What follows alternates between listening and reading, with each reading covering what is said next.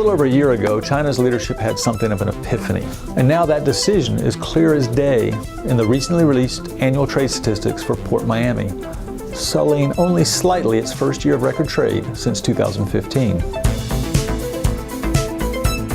Before the trade war, China, PortMiami's only $4 billion trade partner, had gone green. Okay, that's an overstatement, even a gross one. But after a quarter century of accepting something like half of the world's scrap everything, scrap it often repurposed as smiley Amazon boxes, parts of the stuff inside, and so much more, it discovered that the world's cast-offs weren't always so clean and were actually polluting China.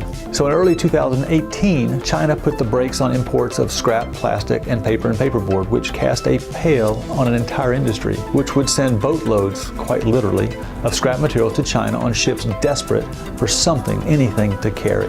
The impact of that decision is easy to see in the recently released annual data, including at PortMiami. While overall PortMiami exports increased just under 4%, exports to China fell more than 37%. Here's a quick roster starting with the top 3 exports from PortMiami to China in 2017. Scrap paper and paperboard down 47.55%. Scrap copper down 32.41%. Scrap aluminum down 30.80%. There's more, of course. There was the 5th leading export in 2017. Scrap iron and steel down 77.62%. And yes, scrap plastic down 96.66%. These percentages are fairly consistent with national figures. So why does it matter? Well, for the last several decades, we've been trained to recycle.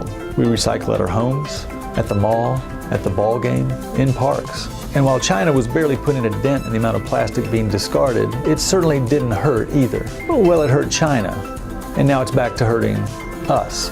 As a country, we will have to decide what to do about all our waste. Burn it? Dump it in landfills? One thing's for sure, don't expect scrap materials to buoy trade statistics anytime soon.